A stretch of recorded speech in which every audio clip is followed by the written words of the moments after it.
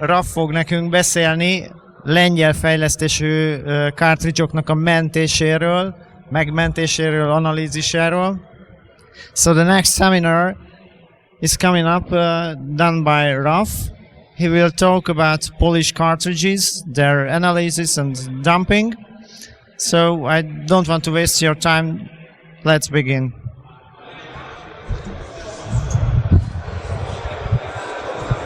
Hello and welcome in this sunny and so warm day.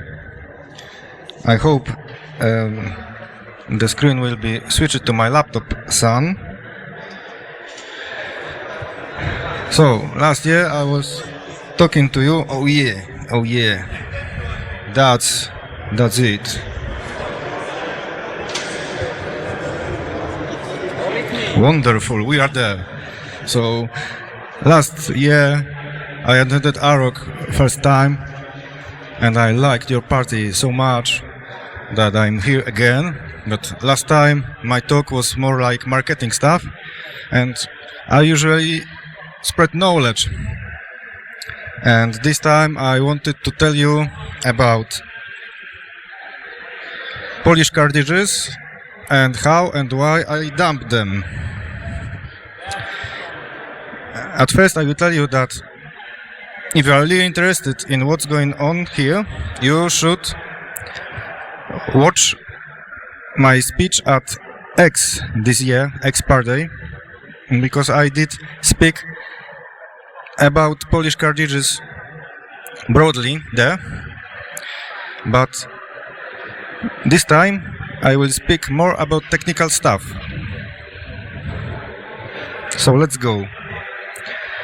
I don't know how was hardware scene in Hungary, but most cartridges which were produced in Poland look like this. Quite simple. But we are not only fond of naked electronics, there are cartridges which you can still find in Poland. And what is quite surprising, cases for them are still produced for over 30 years. To just give you a concept what we are talking about, this is usual black box, original black box cartridge developed in Poland, startup screen. And this is how black box line of cartridges ended. You know, most cartridges were just TTL chips, and last black box was even programmable or logic. It was some kind of protection. And this is a bunch of black box cartridges. They were very widely cloned in Poland. You can see many brands, many clones. But maybe I should just tell a sentence or two, what is black box? Because the usual case in Poland, usage case for Commodore computer, was just a tape deck. And if you had tape deck, then you bought pirated cassettes, which were stored as turbo. ABC turbo, turbo 250 and so on. So, cartridge was essential for head adjust and turbo access. This is why every person in Poland who used tape deck had to have a cartridge. I don't think you recognize them because they are local specialty. There are a few of my products, I think, but whatever. Just an overview. Those are very rare cartridges. Author in interview told that they were not produced commercially and he lied. Actually, they are very rare in Poland, but recently I managed to dump them.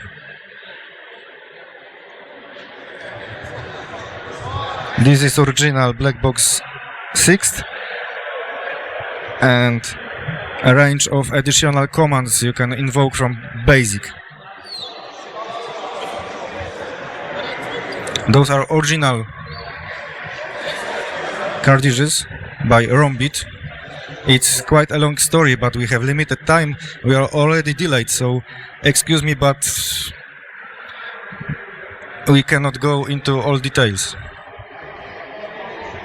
And there are more scans of cartridges. Actually, those are cartridges which I did own. Most of them are already sold, but whatever.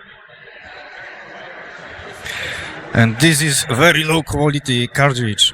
This is a cartridge of a quality you can expect if you do it as a teenager in home. So homemade PCB made out of acid.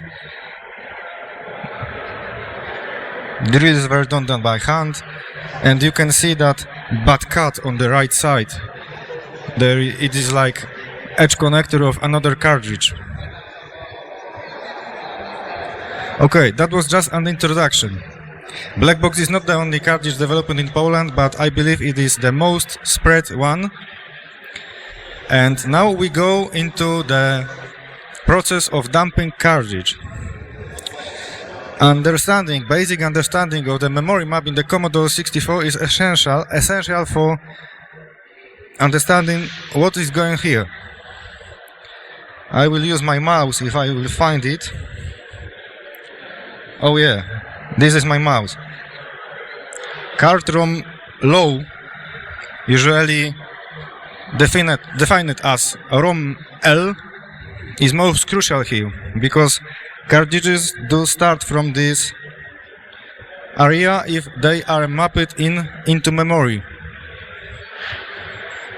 And here is description of mode configuration. You select with 2 lines on cartridge port. I will completely skip Altimax because it's not in the scope, it's just listed here. And the usual case is 8K cartridge and 16K cartridge. They behave differently because 16K window cartridge bypass kernel. And I will tell you later on why it is important when I will show you code of programming BASIC which I wrote to dump some simple cartridges. So, Commodore 64 starts off cartridge mapped to ROM L. It's start at hexadecimal 8000 if it detects that magic combination of CBM80.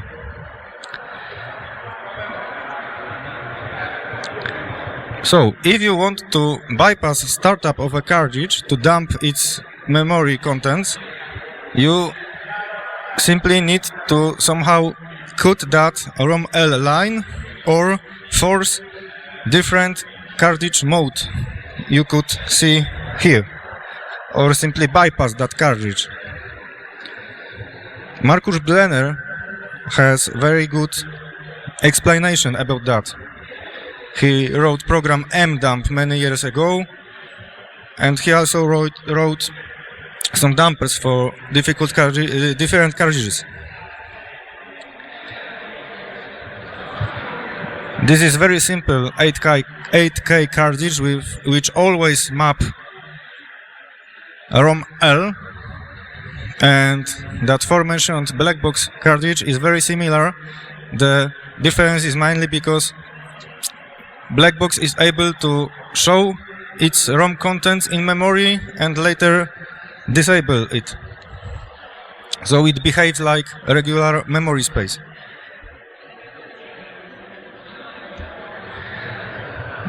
This is schematics of cartridge which uses ROM L and ROM H, ROM high, with another chip. It just uses another line to map in the second chip. And this is what was achieved within black box 4 cartridge. There is one chip and some diode logic that allows to map one chip to whole 60 kilobytes memory address space.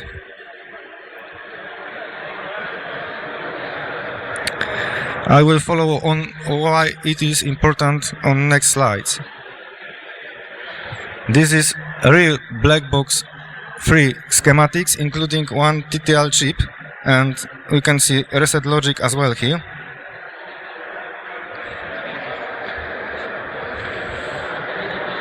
This chip is used as SR flip-flop to bank in and bank out the ROM memory.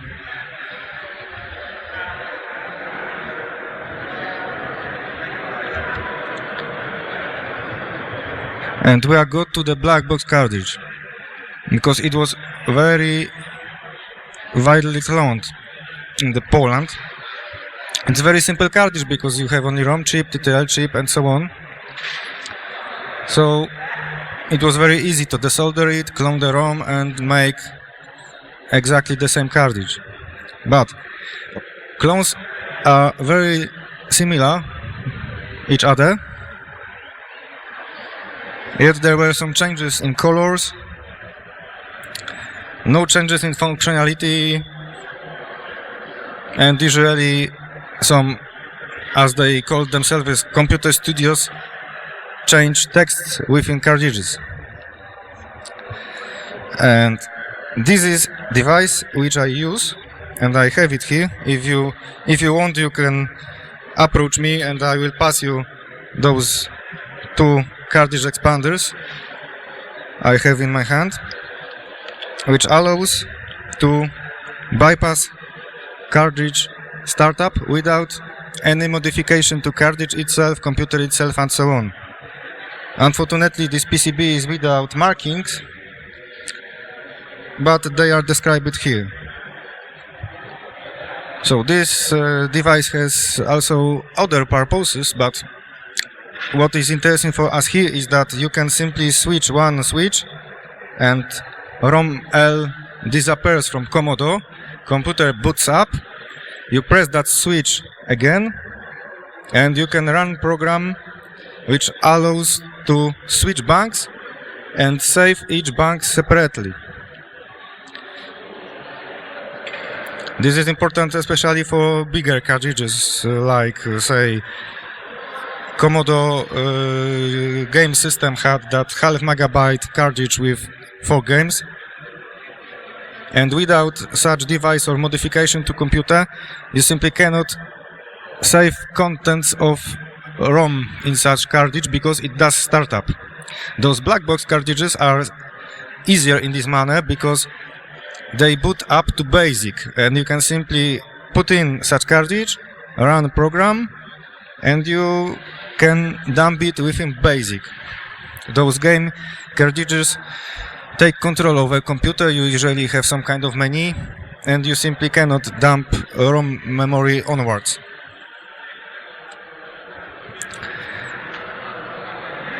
That Polish black box cartridge had several generations. There is a quite long story behind that cartridge,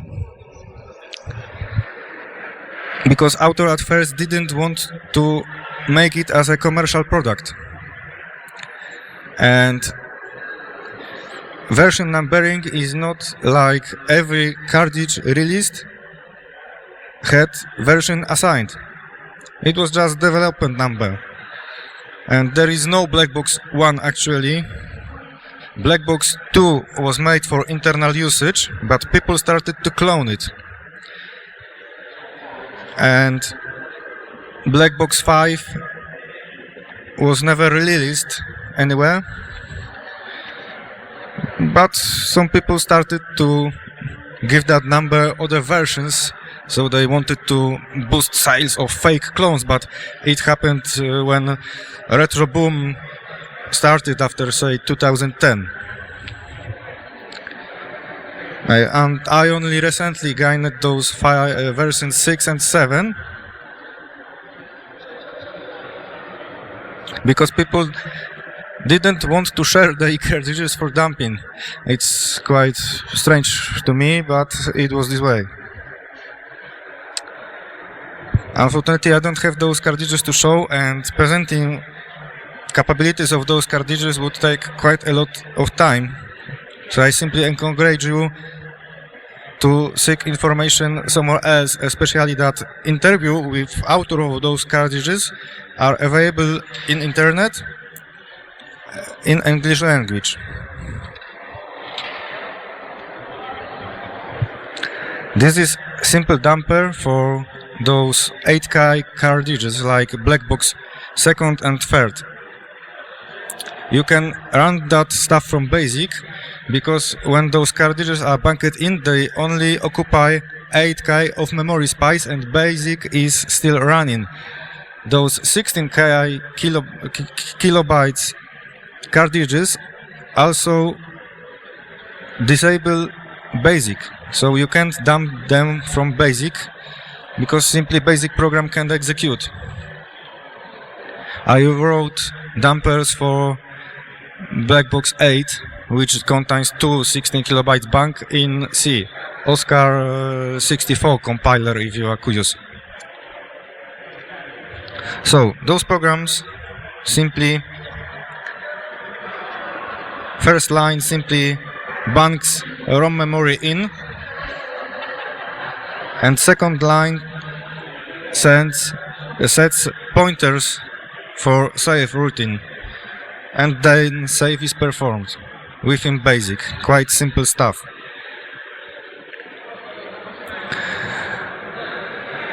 More advanced cartridges require bank switching, and if their windows are 16K, you also need to take into account that BASIC can be executed. However, those two BASIC programs focus on that author of the black box, for reason unknown to me, changed banking between versions of his cartridge, or maybe it is that clones had different banking. This is that analysis part, you know, because I have ROM dumps of many of those cartridges and I compare them.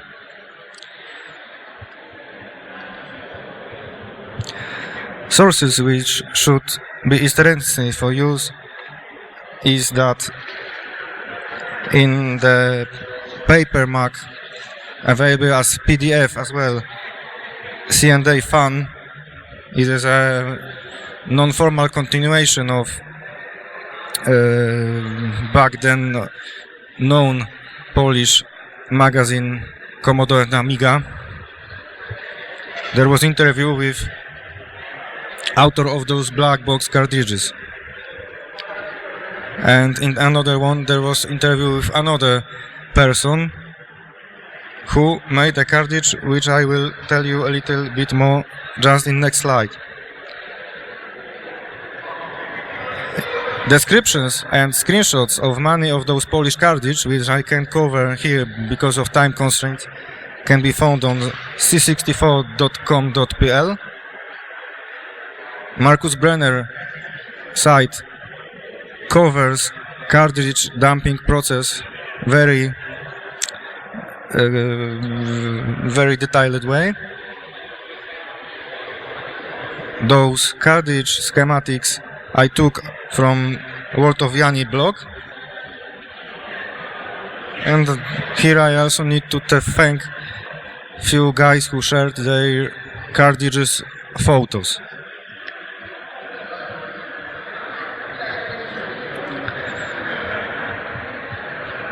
This is a cartridge, also BASIC, I think you never had a chance to hear of.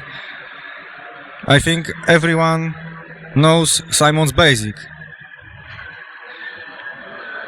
How many of you know Super Expander cartridge? It's another cartridge similar to Simon's BASIC, but Simon's BASIC was developed by young third party. Well, he was a teenager who made additions to BASIC, and Super Expander for Commodore 64 is cartridge that was started on VIC-20 actually. Commodore just made alterations to fit it for Commodore 64. Why I am telling about that?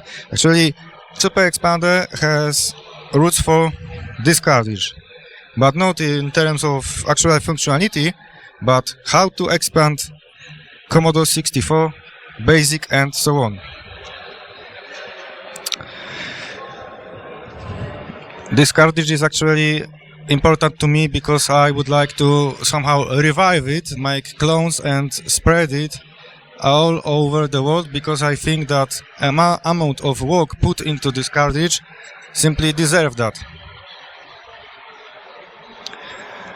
Because for just basic extension, it's very mature, I would tell you. There were some serious engineering things made in Poland which were counted using this cartridge, and moreover, computer-aided design in Poland has been taught using this cartridge as well. There were things like, tram lines are dependent on temperature, and there are some supports, special supports, and those supports were counted using capabilities of this cartridge. I have a dump of this cartridge as well, but I did it by desoldering at that point, because, I had ambition of dumping those cartridges without desoldering them. Even that black box version 6 and 7, I could simply desolder, read the ROM contents in programmer, and we are done. But my ambition was to write dumping programs like Marcus Brenner did for cartridges like Final, Action Replay, and so on. And I'm quite glad I achieved that. Actually, this cartridge is very unique, and you will not find much information about it even in Polish language. And I don't think there is even a single text beside those aforementioned magazines in English language. And actually, author of this cartridge is professor of mathematics. I met him 3 years ago. I hope he's still alive, because I don't contact him very often. And background of this cartridge is not that, well, somebody wanted something, just something to do. This is cartridge which has real background and university, and in real world practice where something needs to be counted, achieved.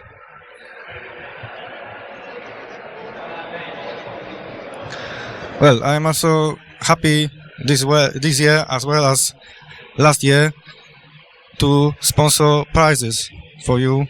I would like also to invite you to my table.